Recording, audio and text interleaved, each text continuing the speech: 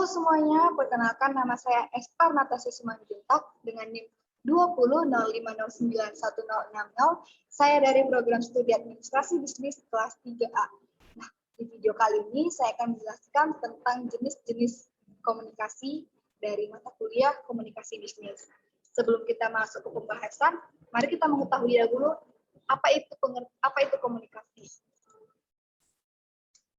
Manusia adalah makhluk sosial yang membutuhkan komunikasi sebagai dasar dari kehidupan sehari-hari. Komunikasi adalah suatu proses ketika seseorang atau beberapa orang, kelompok, organisasi, dan masyarakat menciptakan dan menggunakan informasi agar terhubung dengan lingkungan dan orang lain. Pada umumnya, komunikasi dilakukan secara lisan atau verbal yang dapat dimengerti oleh kedua belah pihak. Namun apabila tidak ada bahasa verbal yang dimengerti oleh keduanya, komunikasi masih dapat dilakukan dengan menggunakan gerak-gerik tubuh atau menunjukkan sikap tertentu, misalnya tersenyum, menggelengkan kepala, mengangkat bahu, dan gerakan lainnya. Cara seperti ini disebut dengan komunikasi bahasa non-verbal. Nah, sebagai anak administrasi bisnis, tentu ada juga dong komunikasi dalam bisnis. Apa sih itu komunikasi bisnis? Nah, komunikasi bisnis ini adalah komunikasi yang digunakan dalam dunia bisnis yang mencakup berbagai bentuk komunikasi untuk mencapai tujuan tertentu. Kita masuk ke dalam materi jenis-jenis komunikasi. Nah, secara garis besar, komunikasi dibagi menjadi dua bagian, yaitu komunikasi verbal dan komunikasi non-verbal. Kita bahas satu persatu. Yang pertama, komunikasi verbal. Komunikasi verbal adalah sebuah proses komunikasi yang mana pesannya disampaikan dengan kata-kata, baik itu melalui lisan maupun tulisan. Nah, ciri-ciri dari komunikasi verbal itu antara lain yang pertama, disampaikan melalui media. Yang kedua, menggunakan kata-kata dari satu atau lebih bahasa. Kemudian, komunikasi verbal juga cenderung bersifat dua arah atau feedback ya. Lalu komunikasi verbal juga memiliki kualitas komunikasi yang cenderung ditentukan oleh komunikasi non-verbal. Jenis komunikasi verbal ada dua, yakni berbicara dan menulis. Berbicara adalah komunikasi verbal vokal menggunakan kata-kata. Contohnya, berbicara langsung atau melalui telepon, melakukan percakapan saat saling menyapa, bertanya sesuatu, melakukan presentasi, seminar, dan lainnya. Sedangkan menulis adalah komunikasi verbal non-vokal yang menggunakan tulisan. Contohnya, bertukar pesan melalui surat, aplikasi chatting, email, dan lainnya. Yang kedua adalah komunikasi nonverbal. Nah, komunikasi nonverbal ini adalah kebalikan dari komunikasi verbal, di mana komunikasi nonverbal berarti sebuah proses komunikasi yang mana pesannya disampaikan tidak menggunakan kata-kata, melainkan menggunakan bahasa tubuh, gerak isyarat, ekspresi wajah, dan kontak mata. Begitu juga dengan intonasi, kualitas suara, dan gaya bicara, serta emosi. Ciri-ciri komunikasi nonverbal adalah satu, komunikasi nonverbal ini terjadi secara konstan. Yang kedua, komunikasi nonverbal tergantung pada konteksnya. Kemudian komunikasi nonverbal juga lebih dipercaya daripada komunikasi verbal. Komunikasi nonverbal merupakan alat ekspresi utama dan juga terkait dengan budaya. Nah, jenis-jenis komunikasi nonverbal juga ada banyak. Contohnya yang pertama adalah bahasa tubuh. Itu adalah cara seseorang menempatkan tubuhnya secara alami tergantung pada situasi, lingkungan, dan perasaan. Yang kedua ada menggunakan gerakan, jenis komunikasi melalui gerakan. Caranya yaitu kita menggerakkan lengan atau kaki seperti berjalan dengan cepat atau lambat, berdiri, duduk, gelisah, semua yang kita sampaikan pesan kepada orang lain. Selanjutnya jenis komunikasi nonverbal juga ada melalui postur tubuh, yaitu cara kita duduk atau berdiri, juga dapat mengkomunikasikan tingkat kenyamanan kita, tingkat profesionalnya, dan kecenderungan umum kita terhadap seseorang atau percakapannya. Kemudian ada juga gestur, yaitu isyarat yang sangat bervariasi dalam komunitas, yaitu pada umumnya digunakan baik secara sengaja maupun tidak sengaja menyampaikan informasi. Kemudian juga ada ruang, yang dimana ruang ini merupakan tempat menciptakan atau menutup jarak antara kita dan orang-orang di sekitar kita, yang juga menyampaikan pesan dengan tingkat kenyamanan kita. Misalnya, kita mungkin berdiri 2 hingga 3 kaki dari orang-orang yang baru kita temui untuk menghormati batasan mereka. Kemudian juga ada ekspresi wajah. Ekspresi wajah ini merupakan salah satu bentuk komunikasi nonverbal yang paling umum. menggunakan alis, mata, mulut, otot wajah, dan ekspresi wajah ini juga menyampaikan pesan kita dengan sangat efektif ya. Nah, kita lanjutkan pembahasannya. Selanjutnya adalah jenis komunikasi berdasarkan cara penyampaiannya. Yang pertama adalah komunikasi lisan. Komunikasi lisan adalah bentuk komunikasi dengan mengucapkan kata-kata secara lisan dan langsung kepada lawan bicaranya. Biasanya komunikasi lisan dapat dilakukan pada kondisi para personal atau individu yang berkomunikasi berhadapan langsung. Ciri-ciri dari komunikasi lisan ini antara lain yang pertama bersifat face to face atau tatap muka, di mana sistem ini mengandalkan peserta komunikasi dan hanya bisa terjadi apabila ada orang yang bertatap muka secara langsung. Yang kedua, komunikasi lisan ini juga terikat pada ruang, di mana proses komunikasi ini terikat pada tempat yang mereka gunakan. Mereka tidak akan ada di tempat yang tidak bisa terlibat komunikasi. Kemudian komunikasi lisan ini juga terikat waktu. Lalu menggunakan organ yang dominan berupa mulut dan telinga, walaupun mungkin ditambah mata. Komunikasi lisan hanya menggunakan sumber daya komunikasi yang berupa tubuh manusia, yaitu panca indera mereka sudah tentu ada aspek-aspek nonverbal yang ikut berperan, misalnya dengan menggerakkan tangan atau menaikkan bahu, menggoyang tubuh untuk lebih memperdalami komunikasinya. Kemudian komunikasi lisan juga mementingkan penampilan, yaitu setiap orang yang ingin melakukan komunikasi lisan mempertimbangkan penampilan diri, terutama kesiapan panca indera untuk menjadi media dan sekaligus pesan dalam proses komunikasi. Jenis-jenis komunikasi lisan ini juga ada secara langsung dan tidak langsung, yang akan kita bahas selanjutnya, namun akan saya singgung sedikit. Komunikasi lisan secara langsung ini merupakan komunikasi lisan yang terjadi tanpa adanya perantara, jarak, atau alat atau media yang digunakan dalam berkomunikasi. Sedangkan komunikasi tidak langsung berbeda dengan komunikasi yang langsung tadi, komunikasi lisan langsung tadi. Komunikasi lisan tidak langsung ini menggunakan media atau alat perantara berupa telepon, komputer, televisi atau yang lainnya sebagai penyampai pesan atau informasi kepada komunikan. Yang kedua adalah komunikasi tertulis, di mana komunikasi tertulis ialah komunikasi yang dilakukan melalui sebuah tulisan yang dilakukan dalam kegiatan surat, menyurat melalui pos, telegram, telesap, fax, email, dan sebagainya, yang dimana komunikasi tertulis ini biasanya digunakan dalam dunia bisnis. Nah, ciri-ciri komunikasi tertulis itu apa sih? Yang pertama ya pasti jelas. Menulis dengan jelas tanpa basa-basi adalah kunci dalam mempraktikkan keterampilan komunikasi tertulis. Yang kedua ada ringkas dan padat, di mana untuk menyampaikan pesanmu secara ringkas dan padat. Jangan bertele-tele sehingga membuat pembaca sulit untuk memahaminya. Yang ketiga yaitu menggunakan kalimat aktif yang mudah dimengerti. Selanjutnya, jenis komunikasi berdasarkan cara kelangsungannya. Seperti yang sudah saya singgung tadi, ada komunikasi langsung dan tidak langsung. Di mana komunikasi langsung adalah proses komunikasi yang dilakukan tanpa bantuan campur tangan atau perantara pihak lain maupun media komunikasi, serta tidak dibatasi oleh jarak.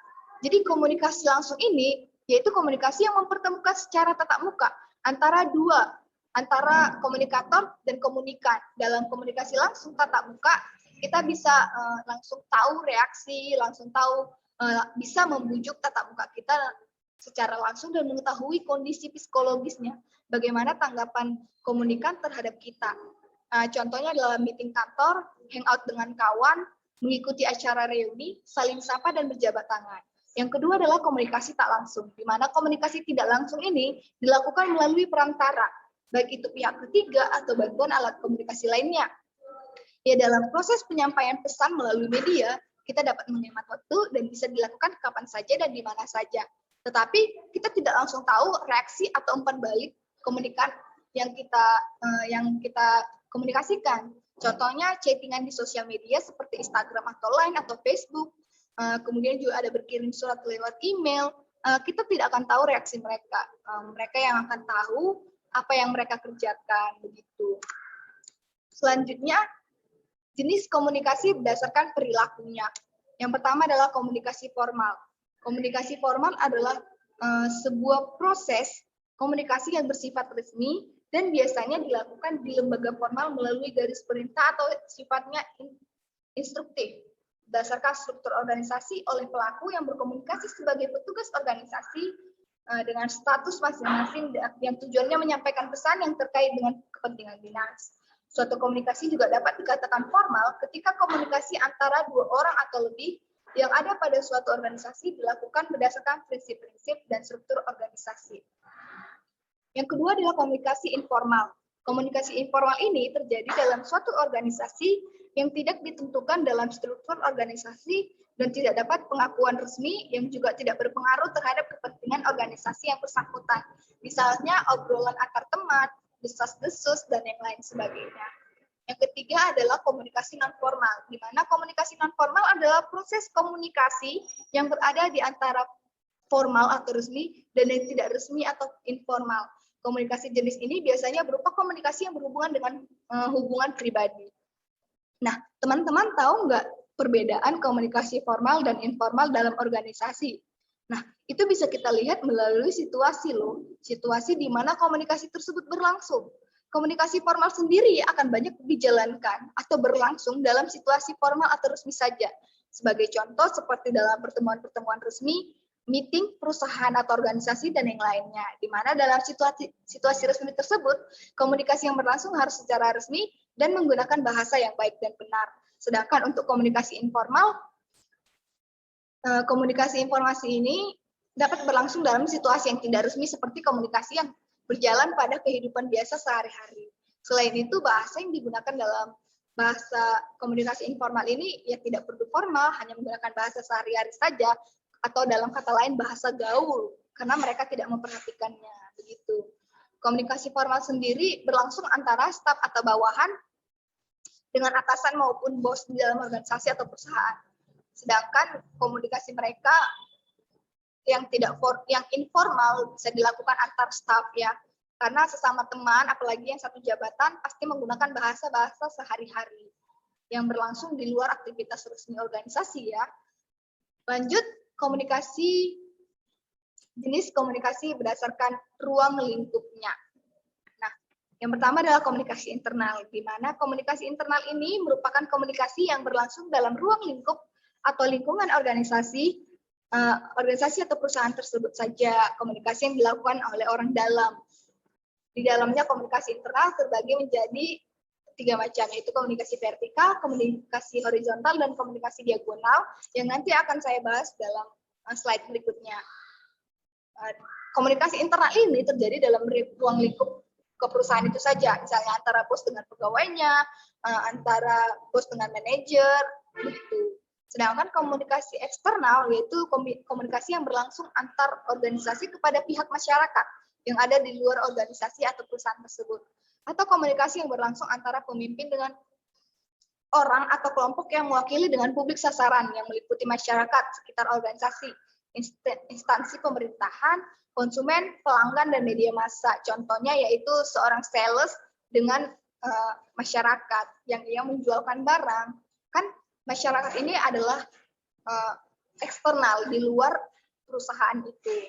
Nah, lanjut kita akan membahas jenis komunikasi berdasarkan aliran informasi, yaitu ada komunikasi satu arah, komunikasi dua arah, komunikasi ke atas, komunikasi ke bawah, dan komunikasi ke samping. Apa-apa saja sih maksudnya? Nah, kita bahas satu persatu. Komunikasi satu arah itu yaitu komunikasi yang berlangsung dari satu pihak saja. Contohnya adalah pidato. Pidato yang berbicara hanya seorang komunikator aja, komunikan hanya mendengarkan. Begitu. Contohnya kemudian juga ada seminar, tapi sebenarnya seminar bisa juga berlangsung dua arah ya, karena komunikator terkadang membuat pertanyaan yang harus dijawab oleh komunikan. Yang kedua yaitu komunikasi dua arah, yaitu komunikasi yang bersifat timbal balik atau melakukan feedback. Dalam hal ini diberi kesempatan untuk memberi respon kepada komunikatornya. Jadi seperti yang saya bilang seminar tadi. Jadi misalnya komunikator itu memberi pertanyaan yang harus dijawab oleh komunikannya. Atau berbincang dengan teman juga melakukan komunikasi dua arah. Selanjutnya komunikasi ke atas yaitu komunikasi yang terjadi dari bawahan kepada atasan. Komunikasi ke bawah kebalikannya dari komunikasi ke atas, yaitu dari atasan ke bawahan.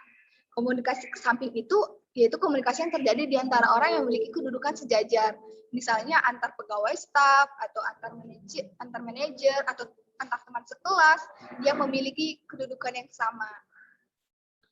Nah, selanjutnya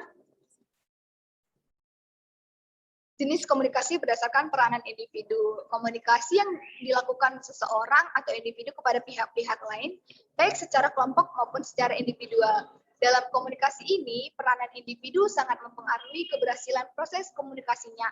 Ada beberapa macam, antara lain yang pertama, komunikasi antar individu dengan individu yang lain, yaitu komunikasi antar pribadi adalah proses pengiriman dan penerimaan pesan-pesan antara dua orang atau di antara sekelompok kecil orang-orang, dengan beberapa efek dan beberapa umpan balik seketika.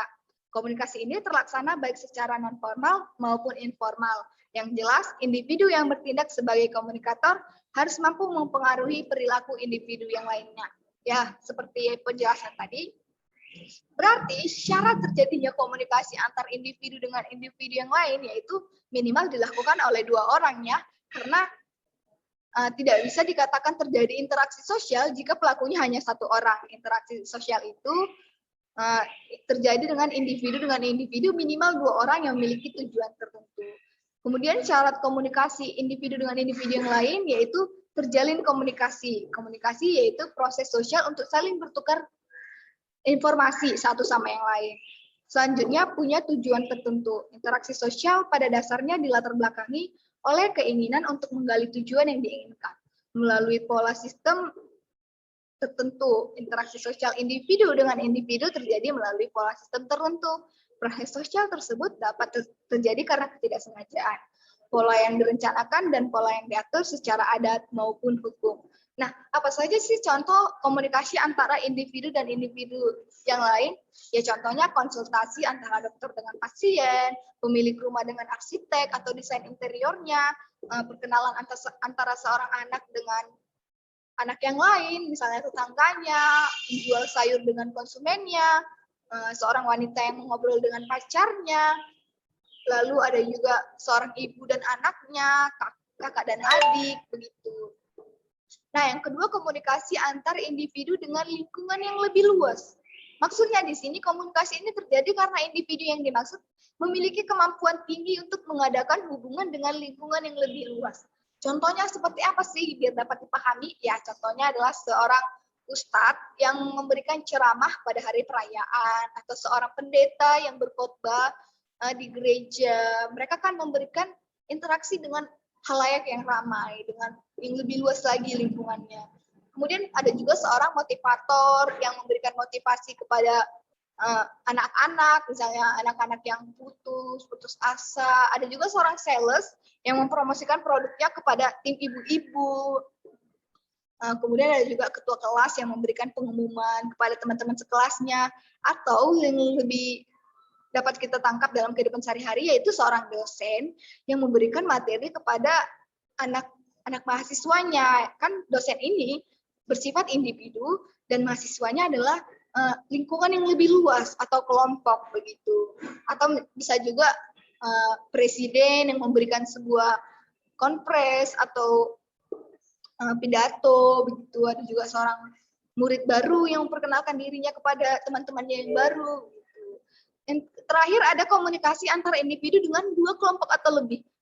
Dalam komunikasi ini, individu berperan sebagai perantara antara dua kelompok atau lebih, sehingga dituntut kemampuan yang prima untuk menjadi penyelaras yang harmonis. Bagaimana sih maksudnya? Ya maksudnya, untuk mengetahui maksudnya, kita mengambil contoh yang dapat kita analisa, yaitu contohnya pertandingan bola basket antara dua tim yang berbeda. Mereka akan melakukan interaksi dengan dua kelompok. Lanjut ada juga pertandingan futsal seperti bola tadi.